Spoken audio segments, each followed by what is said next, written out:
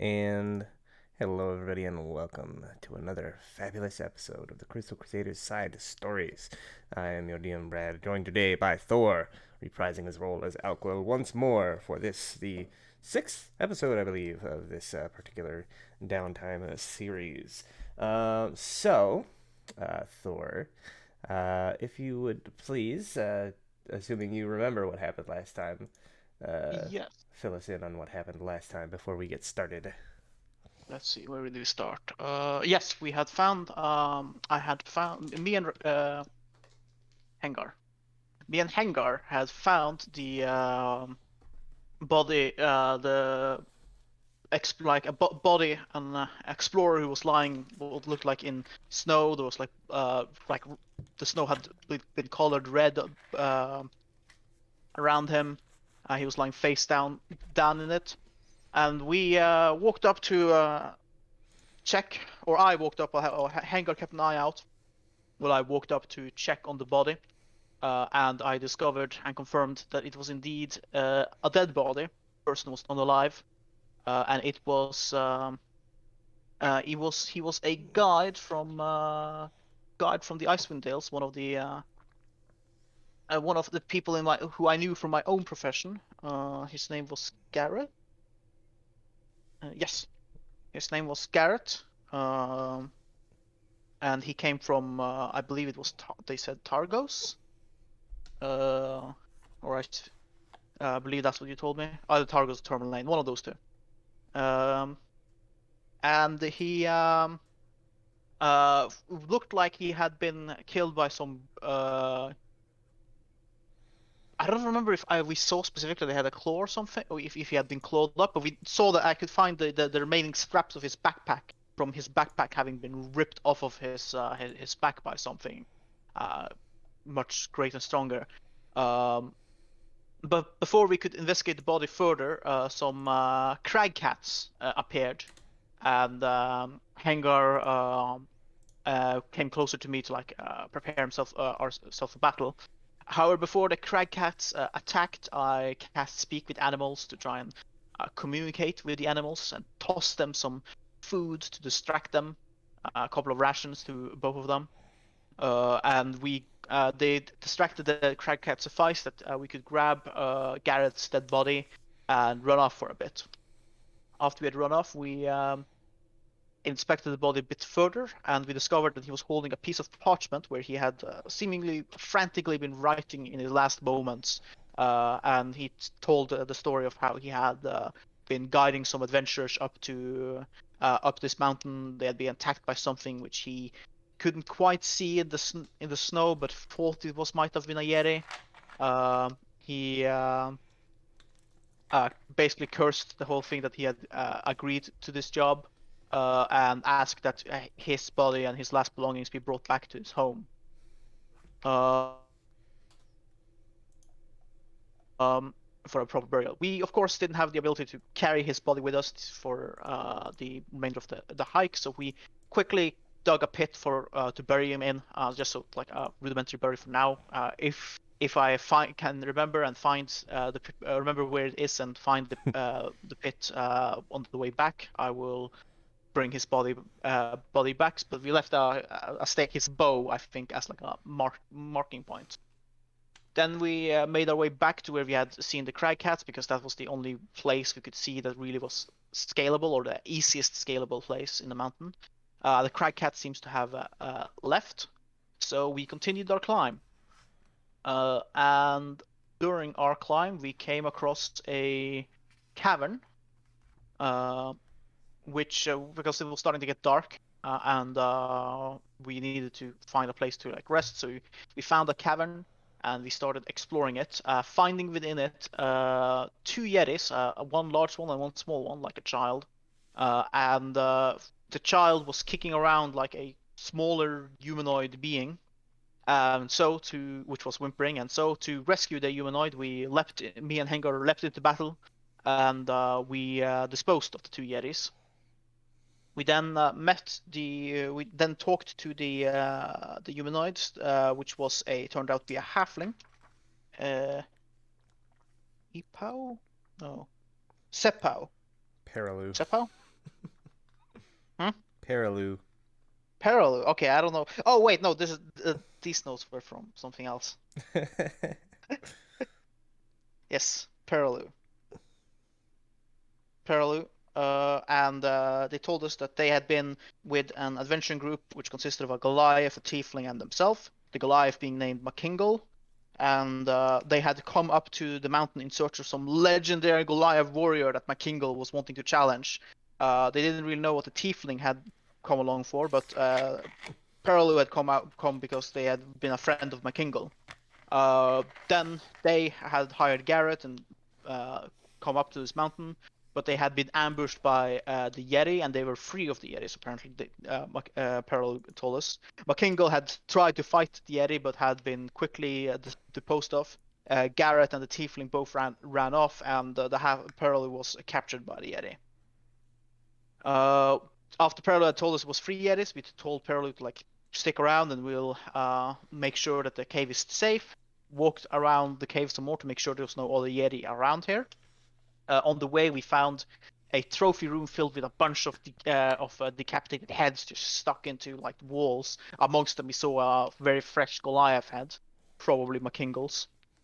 And we then walked up to the after figuring out that the Yeti is not in the cave. We walked into the entrance of the cave to wait for the Yeti to return so that we could finally dispose of it. And when we last left off, just as we had been waiting for a while, the Yeti had returned with like a mountain goat over his shoulder, dead mountain goat over his shoulder. Yes, indeed. So as we come back in, we see Alquil and Hengar sort of standing outside of this 20-foot wide cave opening, and across this basically, I guess, like this kind of little like depression between the various peaks of the mountain, rounding a bend, we see this massive white furred yeti slinging this mountain goat underneath its arm, and as it sees the two of you standing outside of its home, it roars like in furious anger, basically like tossing the goat aside and like beating its chest in a display of aggression, and it does not seem to be happy. And as such, we are going to roll initiative basically right away. Yep. This one does, in fact, seem larger than the one you fought inside the cave, although not significantly so. But seems to be a bit more like well muscled. Yes, I have clicked on the. There it goes. There it is. It will happen eventually. All right, so the Yeti goes first. So, like I said, it sort of tosses aside this mountain goat into the snows nearby and begins sort of barreling towards you, kind of like almost on all fours, kind of doing that like half two-legged, half four-legged run. Uh, Mm-hmm. and it is going to move its movement. I don't think it can quite get to you. 40. Yep, nope. So it's going to begin running up like so, and it's just going to dash right in, right in between the two of you there, All right. trying to trying to sort of like push you aside, like separate you almost. And that's its go. Right. I shall say no to that. And be here, like axe and shield in hand. And well, there's no thing for me to use green flame blade on, so I'm going to use my last first level spell slot to cast this again, All Searing right. Smite. Uh,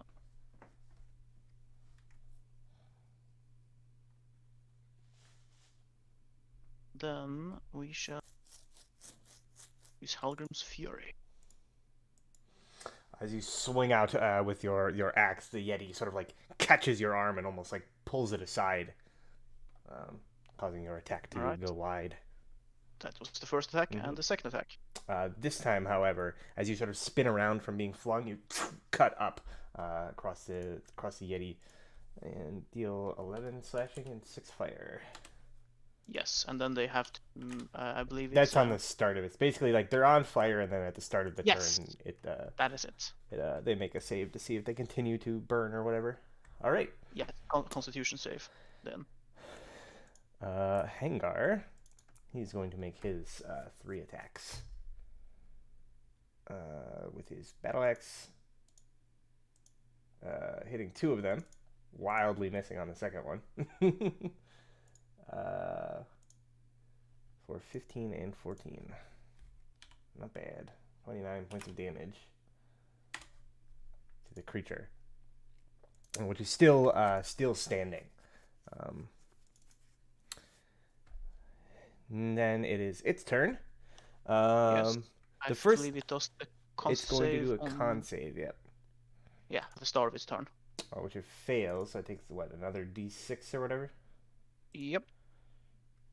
Okay, 4. 4. Let me just see how this works. Okay. It can use its action to put out the flames. All right. I think for now, you see its eyes sort of glow.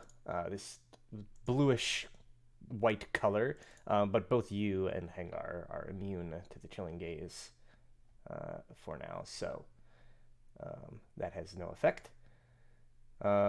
Actually, no, wait. How long did I say it was between like when you cleared out the cave and when this Yeti? It was a while, wasn't it? Yeah, I think it was like an hour or two. Okay, in that case, then I do need you to make me a Constitution saving throw, as the immunity is worn off. However, you are successful, so you are once more immune. And then it is going to take 2 swings, swinging at Hengar with disadvantage.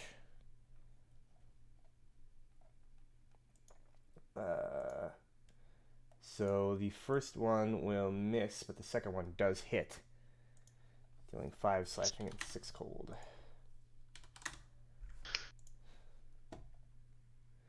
And then at the end of its turn, there. All right, Elko. All right. I shall take more swings. Let's see. Miss, maybe hit. 16 is a hit, yes. Dealing 10 10 slashing damage. All right. Then Hengar.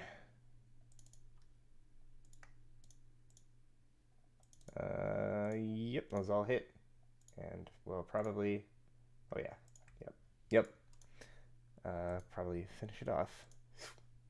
So 3 quick swings as you bring your own battle axe up. You kind of like knock the Yeti's guard aside and like throw open its arms, and then Hengar rushes in. 3 quick slashes with his one-handed battle axe, just cutting across the torso, and then sort of with a flourish, like draws his blade, and there's this big, deep gash that appears in the Yeti's chest, blood spilling out, and it sort of screams in pain as it collapses backwards into the now blood-stained snow around it. Hengar All sort of right. like breathing heavily, like clutching the one sort of spot where it was like clawed, and managed to like get him. It mostly did damage to his armor, it seems, but did sort of get through a little bit. All right. Yeah. So once it is dead, just confirm that it's dead. Well, I mean, it's still burning, so it's. But yeah, just confirm that it is dead and leave it burning. Says, all right, that takes care of that. Yeah, and Hengar sort of nods and says, and with that, we have a place to stay the night and wait out this storm. So my nods. Yes, and perhaps some food. I like gesture towards the goat that he had brought. Yeah, it's sitting over there. It's rather large, like it's a large sort of like mountain goat, so it would easily, once you like butcher it up, easily feed the 3 of you. Says, help me bring it in. I say, and I'll walk over towards like the goat. Yeah, he'll go over and help you drag it in, grabbing like one of the horns. Mm-hmm.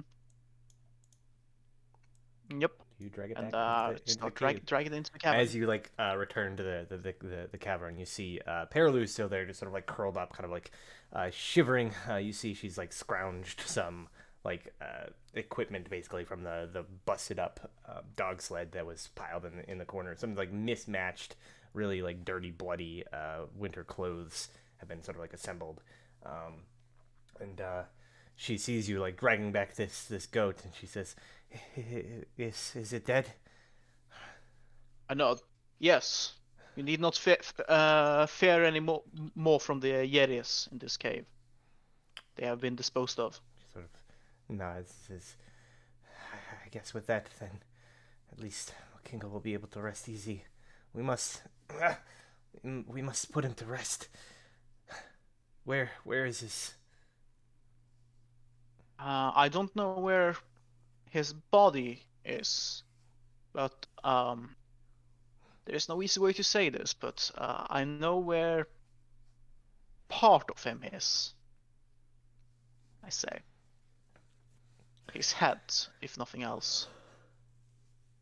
Yeah, you see, she sort of like, kind of like looks down to the side, like blank stare almost, like obviously just sort of trying to like process this information, Mm, and she just sort of says, I thought I thought nothing would ever get the better of him. I think I'm going to sit down for a while.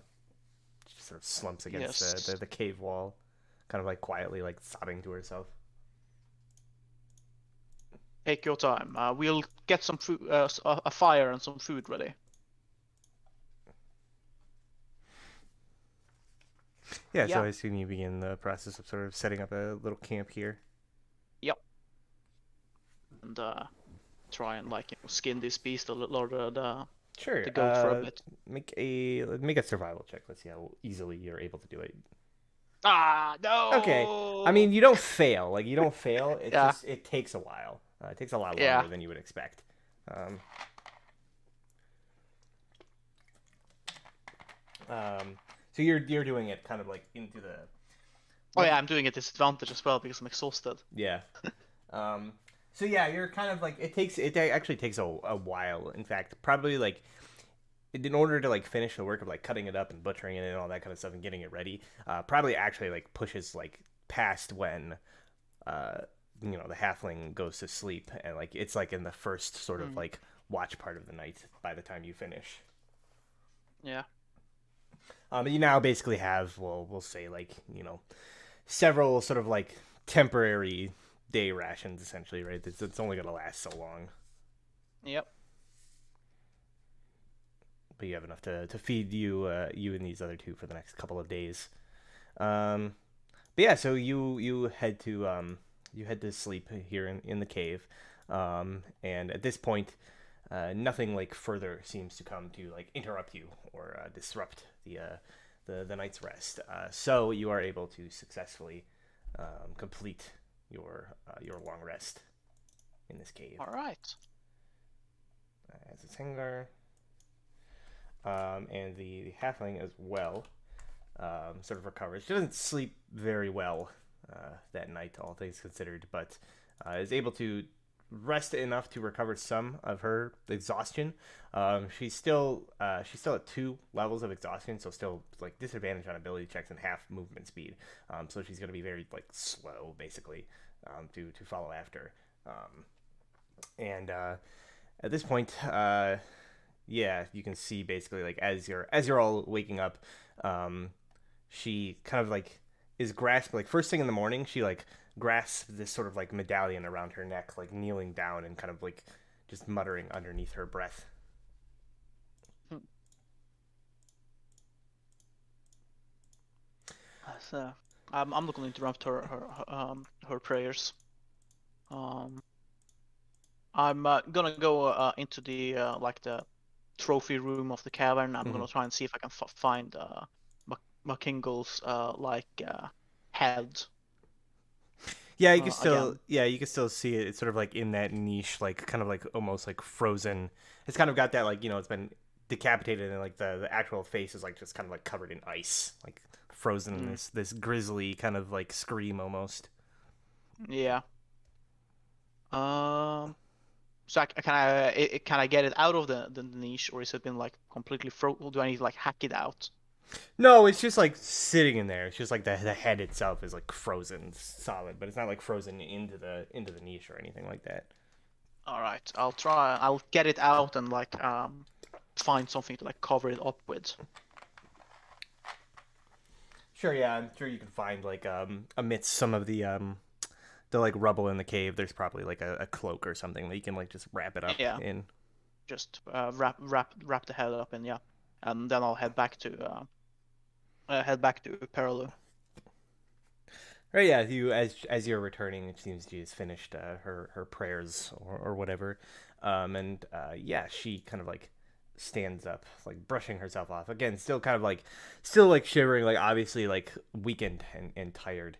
Um, she is going to sort of hold I guess hold up her hand and basically like this like little light begins to like spread out from her hand as she casts a simple sort of like light cantrip just to illuminate the area a little bit better. Yep. I as I'm standing there, it's like, are you all right? Just doing better? And she sort of nods and says, as all right as one could be in this situation, I suppose, although my legs still feel quite heavy. I'm not sure I'll be able to keep up with you on the treacherous mountain. Right. We uh we still have a bit more to climb. We were planning to climb up on the mountain, says. But I would understand if you would rather try and get down, though the path down can be just as perilous. And she sort of shakes her head and says, I am no fool. I know that I cannot make the journey myself. It would be better if I were to stay with you, but I'm afraid I would just slow you down. I guess uh, Hangard sort of steps forward and says, well, if you feel as though you cannot walk, perhaps one of us could carry you. You are not a large creature, so it would not be too difficult, I think. He looks over to you, like Alquil. So, I nod. Yes, I was thinking something similar. Says, we should hopefully be one of us should be able to carry you as we make the trek up. Um, says and well, given Hengo's and like I sort of like glance at his like stump of an arm and says like disability, I suppose it would be best that I do it.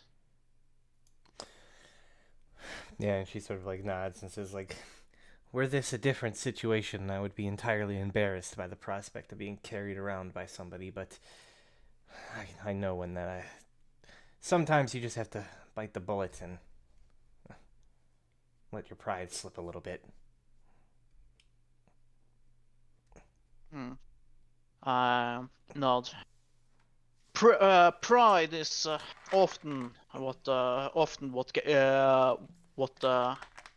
gets you killed up here in the Icewind Dale.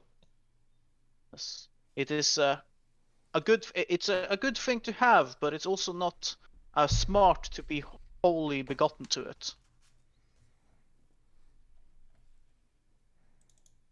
Or sort of a nod says, yeah, you don't have to tell me twice. Sorry. Um, but yeah, I'll help her to like sort of like climb onto my Sure, yeah, back. you've got some like rope or something. You can kind of make some sort of Yeah. like harness or something to help her like hold on. Um, Mhm. basically like climb up onto your back without like taking up your arms or anything like that. Yep. Then you feeling secure up there? I'm asking. sort of like nods, her like small arms kind of like wrapped around your neck, basically. All I right, think I'm in no danger of sliding off. all right, and off we go then. All right, and so you set out from the cave, looking to ascend further up the mountain. Yes. Okay, so Up, up. you begin to hike out from here, sort of like following what ridges and kind of pathways you can, ascending ever higher and higher into the mountains. Um, you're traveling for a few hours um, before eventually you come across another scene. Basically, you come to what looks like the edge of this sort of vast and deep crevasse between two sort of like separate sides of the mountain, where like something like erosion or something like that has cut away this like that massive like swath of the mountain between the two sides. And you see basically up ahead there's what appears to be like a collapsed tent lying half buried in the snow near the precipice. Um, you see jutting out of a nearby snowbank what appears to be a pair of blue leather boots. And next to that grim display, there's a figure in cold weather clothing sitting in the snow, her knees pulled in tight to her chest, and you see horns protruding from underneath the figure's fur lined hood. Uh-huh. That must be the tiefling. So I'll call out like, "Hello there!" I'll call out and start like moving towards the tiefling. Yeah, so as you call out, Paralo sort of like looks over from your shoulder and says, Asterix, that must be. And yeah, as you like move over, there's no like response or anything. And as you get closer, sort of like within range of the creature, like pulling back the hood, you can see she's just like covered in like kind of like snow and frost, like clutched, her knees clutched very like tightly to her chest, and you can see that she is quite clear. Like it, a few moments is all it takes to realize that she is quite clearly like dead, frozen solid, with her teeth clenched and eyes staring at the blue boots sticking out of the snow a few feet away from her. Um, It seems as though the elements claimed her some time ago. right. So after seeing like pulling her hood a little bit back so I can like see her face clearly and such, I like take a step back. The uh re regrettable, I say. I believe your friend is also has also perished, Perlu. Yeah, so you can see her sort of like wide eyed, like looking. It's like, no, Asterix, not you too.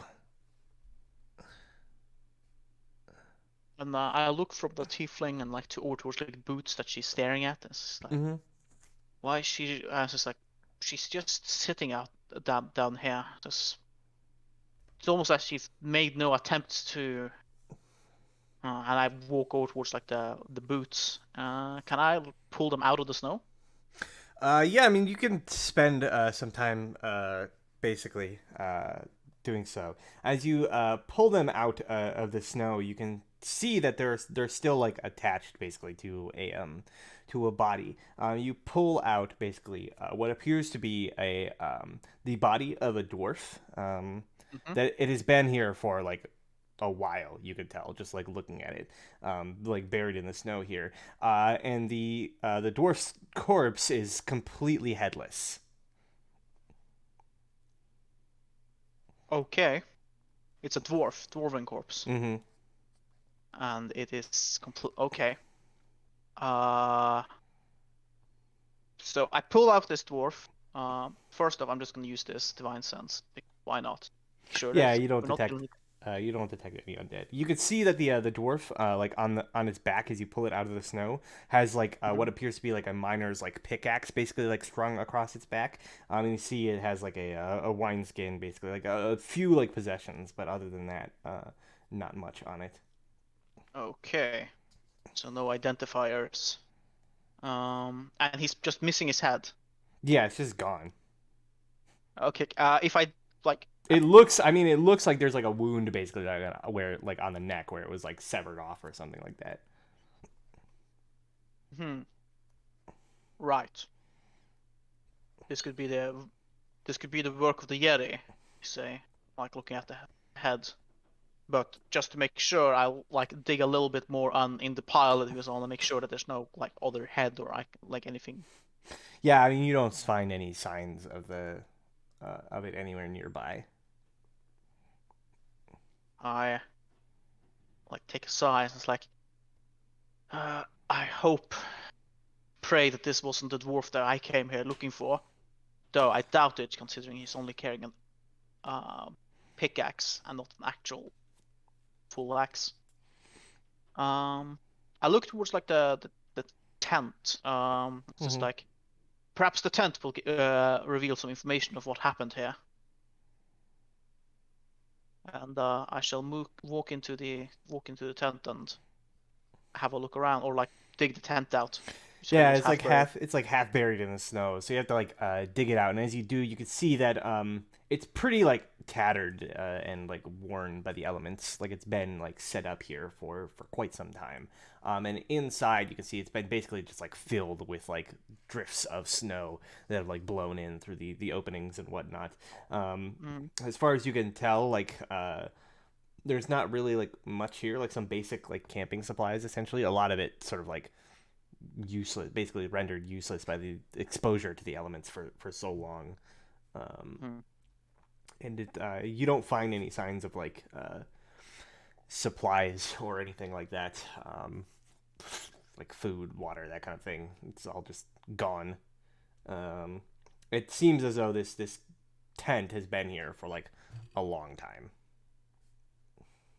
Hmm. Interesting. So, uh, look toward like after like digging through, it's like, well, there's no marker, no thing to tell us who this dwarf is.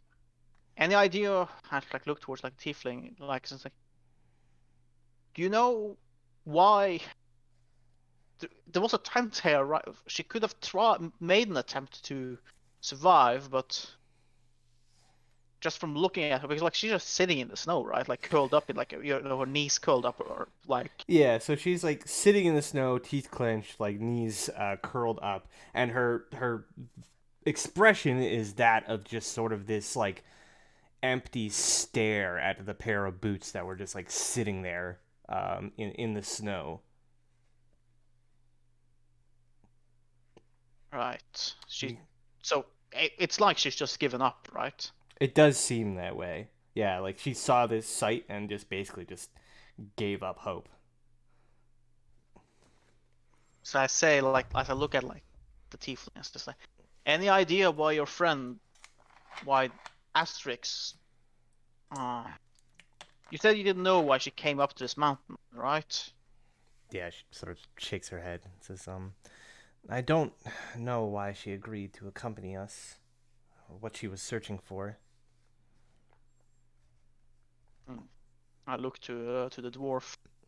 Says, well, it looks like when she found this dwarf, this camp, she just sat down and gave up. You think she knew him? It's possible, probable. Suppose we'll never know.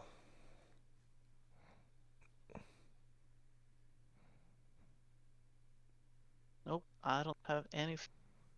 I can't speak with the dead. I says,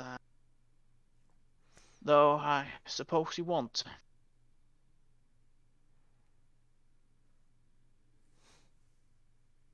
Speak with the others, third level spells, and it's not on Paladin's spell list. Nope. Nope. Huh. Well, let's give these both a burial at the very least. There's a limit to how many corpses I can pull back to civilization. Um, yeah, and the halfling Perlu will say, I'll prepare some rites for them, though I'm not sure what they would have liked themselves. I only know the blessings of Yandala, but it'll have to do. Yes, I can offer some prayers from Guaron Windstrom. All right, and so you begin like the process of basically like uh, creating another couple of sort of like shallow snow graves to Yep. place these creatures in. Um, Also, what I'm doing will look for like if there's any like kind of wood or any like material I could use to like sort of like make some rudimentary markings. Preferably something I could carve in, so I could carve the name, but carve something into. yeah, I mean you could probably like snap off pieces of like the tent framing or something like that. It's not super sturdy, but it'll do if you like tie enough of it together. Yeah. So on one of them, just like carve in asterisks, and the other one, well, I don't see any kind of markings of what his name was, so I'll just uh, let's see, do I? Yeah, I know Dwarven. So I'll write something like in Dwarven. Uh, maybe like for the Dwarvish rune, just write friend, unknown friend. Mm-hmm. Yeah, some sort of like forgotten hero or Hmm. something like that. Yeah, yeah. Some generic thing you put when you don't know the name. Yeah, exactly. Sure, And yeah. So you spend like a few hours basically doing that, mhm, and Paralu like basically performs some sort of like funerary like prayers, like simple ceremony. And as she's like finishing, she says, "Suppose this means that I'm the only one that made it." it does. Uh, yeah, Heaves like a heavy sigh. it is not easy, no. It's just I I feel for you. I say. Uh, wish there was something I could have done. She sort of shakes her head. Says, "Oh, it's fine. We got in over our heads. Got what we deserved."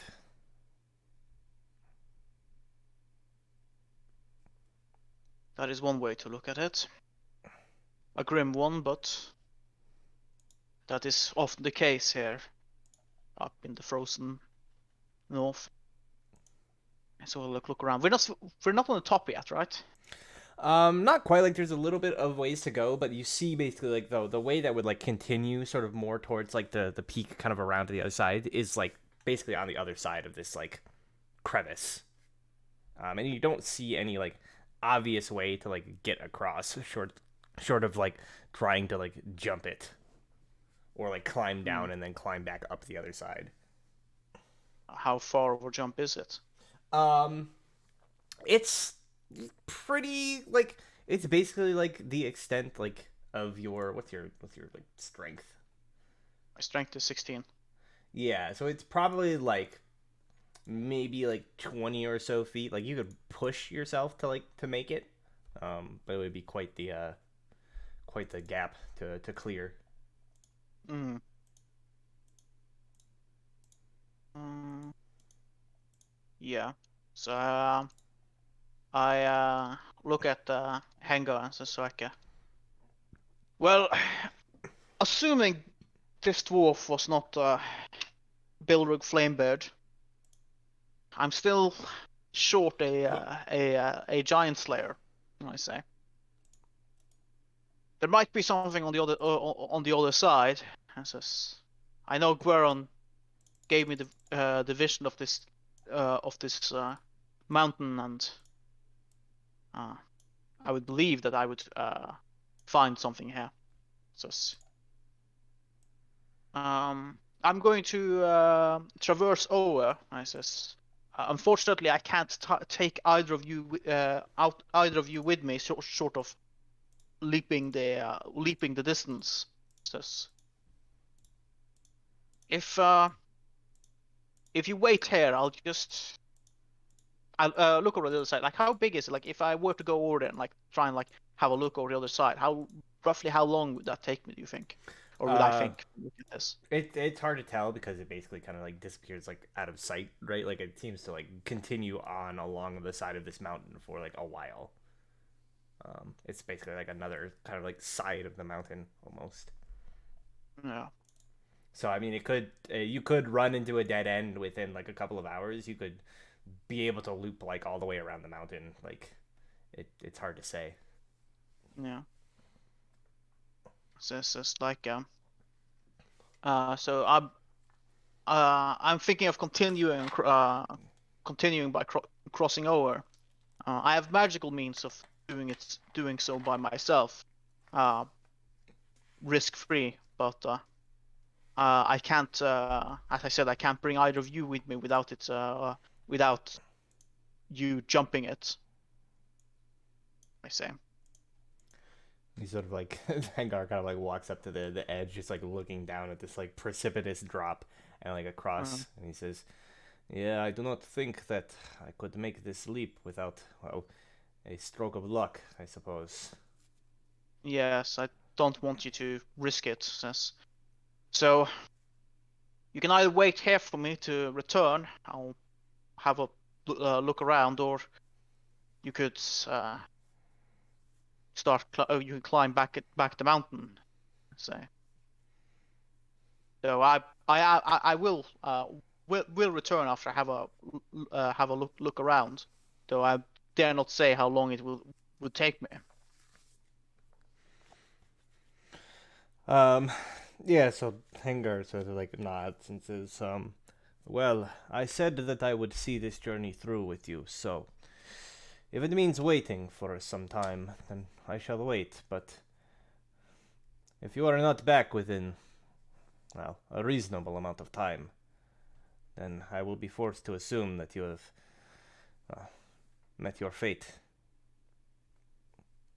I nod. Understand. I understand. I would make the same assumption in your place, which is why I'm not going to remain out of sight for an unreasonable amount of time. I smile. I says, "Help me get Perlo down here." Yeah, so you sort of like uh, lower her down from your little like harness or whatever. Um, Hmm. and Hengar sort of like looks around and says, I will let us return to the cave. It is easier to defend and easier to create a shelter in. When you return, meet us there." I nod. Yes, that sounds like the best idea. All right. Uh, I'll speak to you soon. I say. I'll turn over towards like the you know cliff, and I shall misty step. All right. So yeah, you say that stepping up to the edge of this this thing, and basically sort of in a moment, kind of like become one with the like the snow and everything around Mm. you, sort of disappearing and traveling across the other side of the chasm before reappearing uh, on the other side. Yes, And Hangar and sort of shouts, "An impressive trick! We'll be waiting for you back at the camp." Kind of like ushers along the halfling as best he can. yep. And I will start making my way around this path that goes around the top here. Careful. All right. So as you're sort of like searching around this other side of the crevasse, essentially, um, could you give me an investigation check? Right. I'm gonna use my inspiration for this because I feel like Okay. it's important. All right. Roll a d3 for me. Okay. So as you begin searching around this sort of other side of the crops, it's kind of this like wide open, kind of like almost shelf, basically like built into the side of the mountain. There's like this big like rock overhang or whatever as you're pushing on through the snow, kind of like around some of the bends. It doesn't take you too long. You spend about like an hour or so before, in the distance, you see sort of like built up like against the side of the mountain shelf, essentially, what looks to be a more um, sort of like low standing permanent structure of some sort. Very sort of like high sloped roof to keep like snow from piling up on it, built up against the mountain to prevent the wind from like sort of blowing at it and kind of ruining it. Like this sort of like log cabin almost just like built up here almost impossibly in the mountain, and you see there's like a chimney and like smoke kind of like billowing out from it, and you notice that there's kind of like several what appear to be sort of like mostly like frozen tree trunks kind of like piled off to the side. Right. Okay. I'll start having a look around here then. All right. Yeah, so as you get like a little bit closer, you see um, signs basically like of like this like stone, like almost like this stone sort of like circle in the ground that looks like, someplace you would like build a fire or something like that, like a little fire pit or Hmm. something like that. And you can see basically that there's like a flickering light on inside of this log cabin. It doesn't have any windows or anything like that, but it does have like a door, and you can see through the seams of the door this like flickering kind of like orangish light. Looking around, you don't see any signs of like other people around, but it appears as though this structure is like lived in. Okay. I'll knock on the door. Then All right, dunk dunk dunk. you knock on the door, and I Take a think you step back. hear like some like metallic crashing noises, essentially, like for a Hmm. bit, and then there's like nothing for a while. Like you're standing like outside the door, just kind of step back, waiting, and then can you make a dexterity saving throw for me? Yes. Okay. So suddenly, like the door like flies open, and there's just this sort of like you barely even see like what happens, but something comes like bursting out from the door, and you feel like this force sort of like impacting into you as like something slams into you and you are knocked back like into the snow on your back, and you hear this like battle cry essentially, and you look up and you see this raised axe basically like above your head, and this like Um. big like huge like thick bearded dwarf with like kind of like snow and ice like caught in his beard, just sort of standing over you, just like moments away from like swinging it down, Yeah. but like looking I, very I confused all of a sudden. I'll shout out in like in Dwarven. Wait, wait! I come in peace. And like yeah, he's maybe in the process of about to like swing his axe down, and he like stops halfway, like looking at you, squinting his eyes, and he just sort of says, "Who the hell are you?" As he like This pushes is himself back off. that's oh, I'm Alquill Redmoon, I say, from the Icewind Dale, from Tourmaline, I say, and you, your Bilrug Flamebeard, I presume. Now there's a name I haven't heard in a while. What That's, do you want? says, well, I've I've heard tales of a legendary giant slayer who lived up in the mountains, and well, I'm certain you don't know this, but we seem to have a giant problem down in the Dales and in the rest of the coast, Sword Coast, as well. And so I've come up here to seek out this fabled giant slayer and either, hopefully, uh, recruit him or, failing that, learn from him. Or are you the one? I say. I'll look up.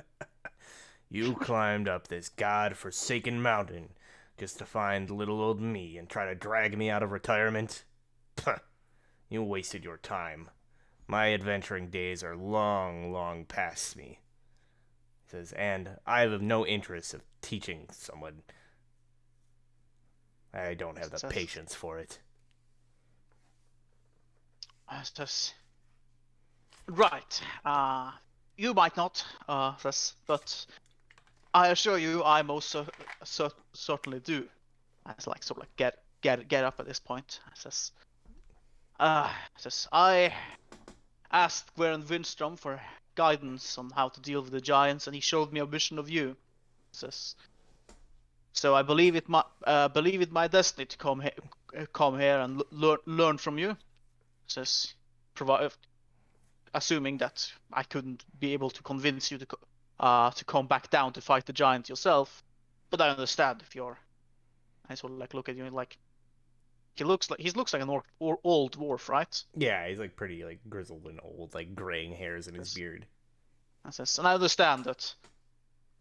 And old old dwarf such as yourself might not be up for the task of fighting giants anymore, like you were in your youth.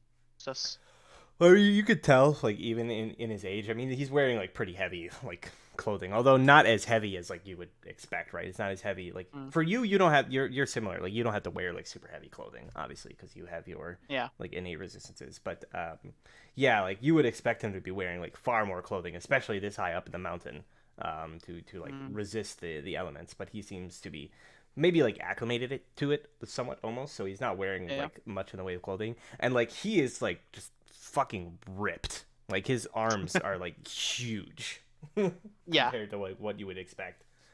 Like it yeah, is obvious that he's still like in pretty good physical condition yeah. despite his claims. That's like that's to say it's like. Although you do look a lot better than what I had expected. He says, "Flattery won't get you anywhere, boy." And he's sort of like stepping back into the house somewhat, like one hand kind of like on the door, and he says, "Why don't you tell that Gueron of yours to stop spying on me and go home? You've wasted your time." And he just sort of slams the door shut. Right. Say. I'll just say it's like I'll just go and inform my friends that I found you so that they can go home, and then I'll be back. I say. There's like I no shouted for response. them. Yeah, it's just like, Yeah. So, and I'll with that I'll start making my way like back around the mountain sure. to and like once I get to the chasm, I once again misty step over, and I'll get down to like the cavern to like find Hengar and such. All right, yeah. So you return. It's been like a couple of hours at this point, Mm. as you return, and he says, back so soon." And he says, "I know I told you not to take too much time, but I thought it would take longer than this." Yes, I would think so too. But uh, I found the hut. I say, I have found Bilrook Flamebird. I say, And he sort of laughs and he says, "Well, I'll be.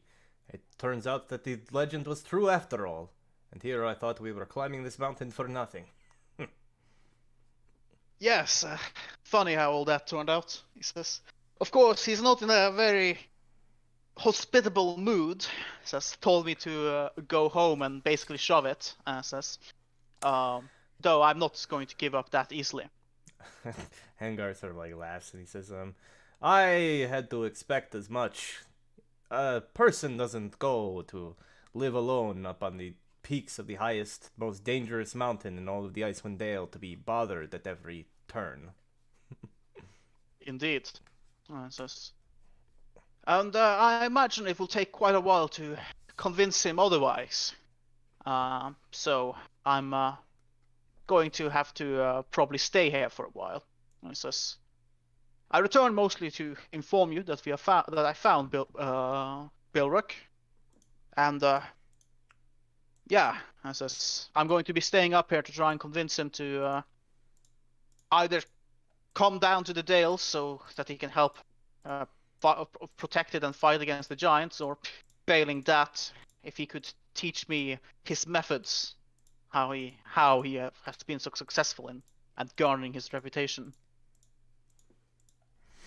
Um, Hangar sort of nods and says, well, the Warriors are known for their stubbornness, so I would expect to have to put up quite the fight before you are able to convince him of anything.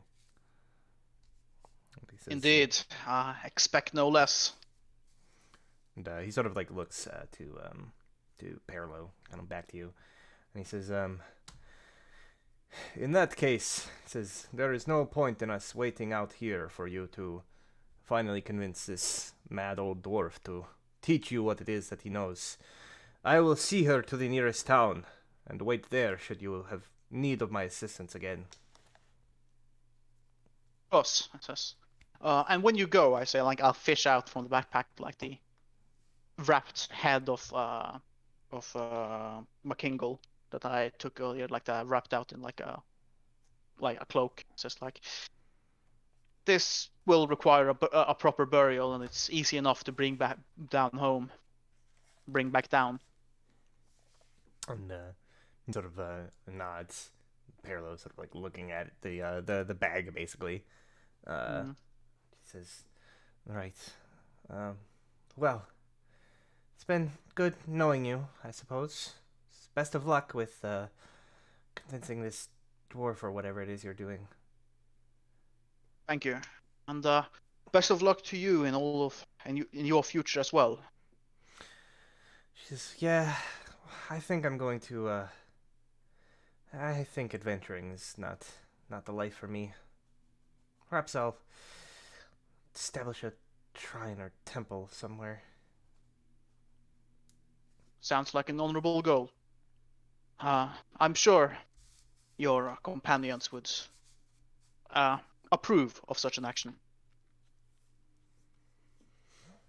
Sort of nods, and yeah, so I guess Hengar and Paralu kind of like bid farewell.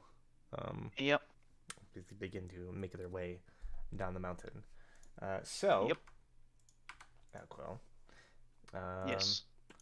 in the presiding time, uh, you begin basically. I probably like maybe you like camp out in the cave and like every day go and like bug this guy. Is that the Yeah. plan basically? All right. Yeah. The plan is basically like, so. What I'm currently like, I'm going to go up there now. Like, after those they leave, I'm going to go back up there.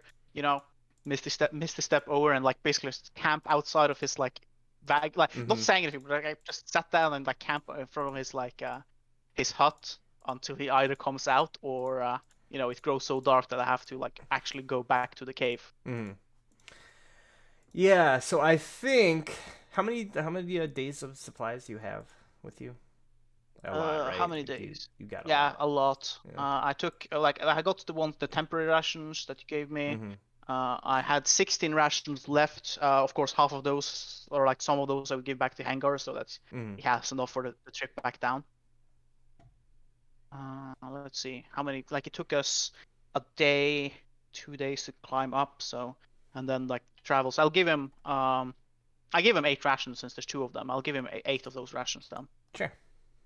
So I'll be left with 8 rations plus whatever temp rations I have.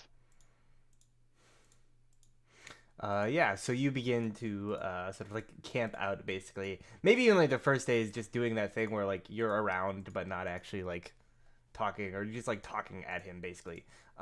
Hmm. As he emerges from the hut every so often, pretty much like at least once a day, and you see like he has this big old like pile of like frozen logs, and they're like frozen solid, right, from being up here, and you watch Yeah. as like at least once a day he like goes out with his axe and just like cuts through them like butter, cutting through these like incredibly frozen logs, like chopping them up into firewood and like bringing them inside to like thaw basically.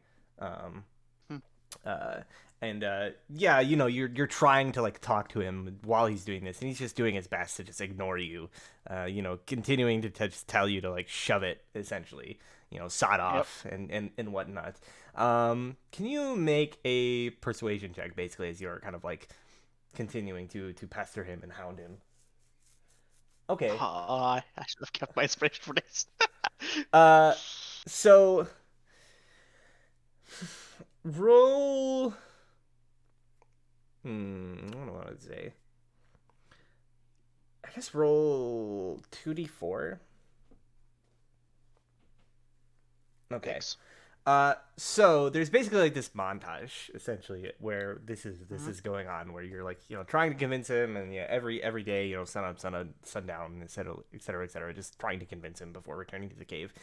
I think it takes you like 6 days basically, before you're like pestering him in the middle of when he's like chopping firewood, and he just kind of like throws his axe to the ground, and he says, "I have had enough of this sodding nonsense. Go home already." Uh, and as he's like responding, it's just like says I says looks like I would says, but I have an enemy to defeat, and I need to know how to defeat them. Says in order to protect that home. Says, and you're the one that can teach me how to fight this enemy. So I am staying here until I can until I can learn the way of fighting and defeating the giants.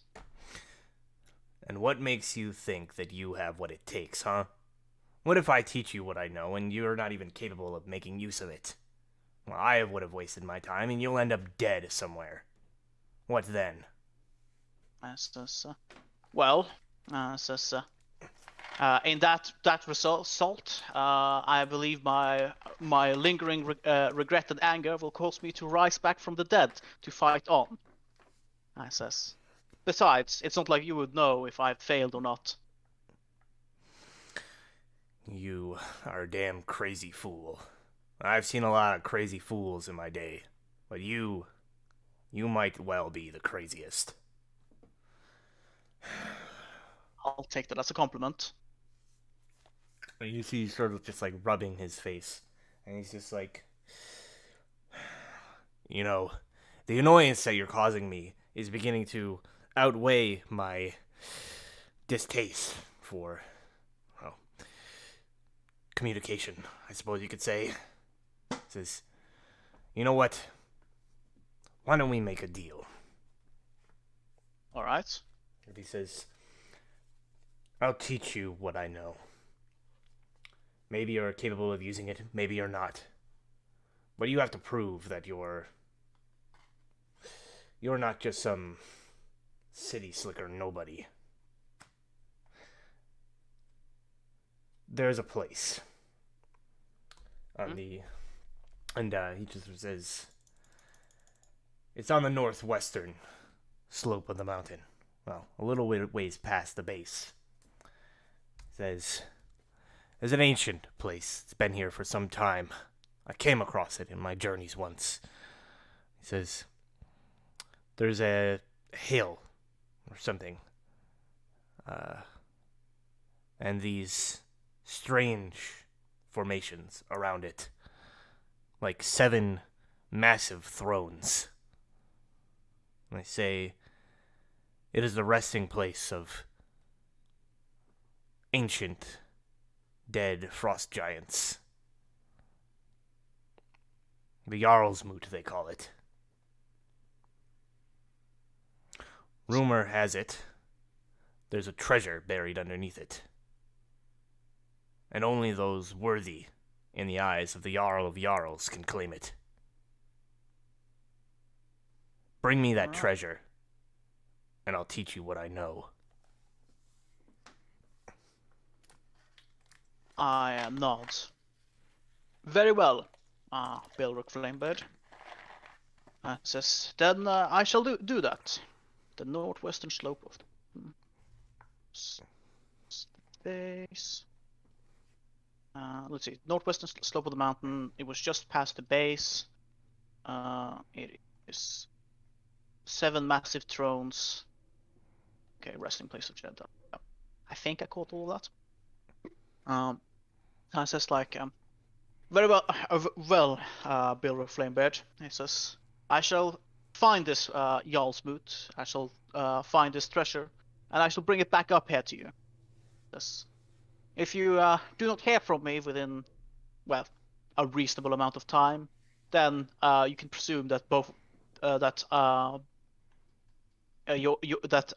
my wasting of your time has come to an end, as I would probably have perished. But I do not plan to perish. And he just sort of says, I doubt that anybody does. But plan all you want. Sometimes life is just cruel that way. Indeed, that's I have experienced that all too many times as of late. Well, time's a wasting. I have a mountain to descend, and a treasure to find. Good day to you, Flamebird. Yeah, And I will whatever. see you soon. Just sod off and don't come back unless you have that treasure. Indeed, I nod, and I will turn around and leave. All right. All right. Hengar said he'd be in the closest town, which I'm gonna presume is Caer Koning. Well, I'll probably find. I'll start descending the mountain back the way I came up. Mm-hmm. And presuming I can find that the snow during the past 6 days haven't caused the tracks to vanish. I will try and follow Hengar's tracks. I can find them. Yeah, I mean, why don't you make a survival check? It's gonna be pretty difficult because it is pretty like snowy and like blistery, especially along the mountain. Um, Yep.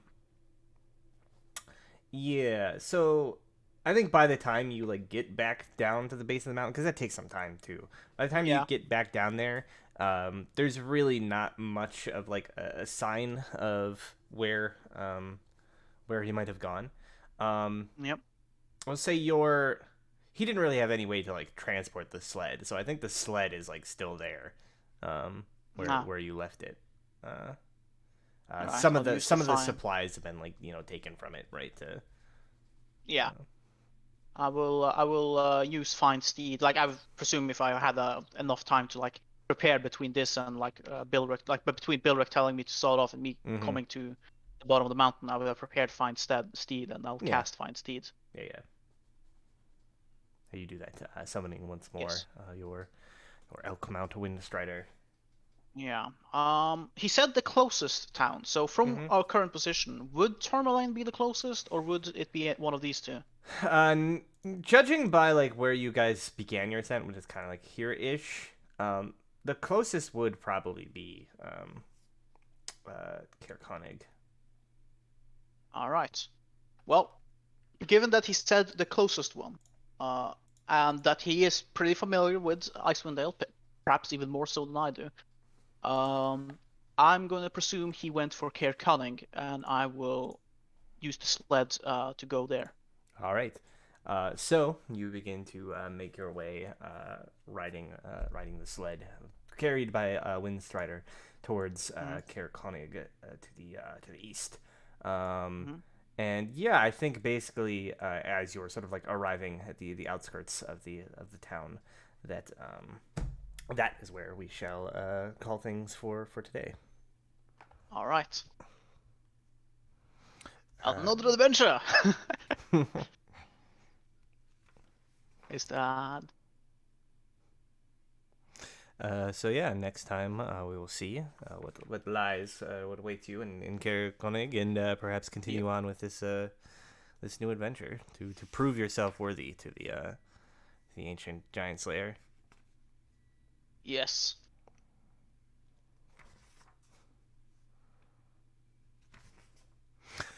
All right. All right. Thank you for joining me today, and Yes. Thank you as well for running. we shall be back next week. Goodbye.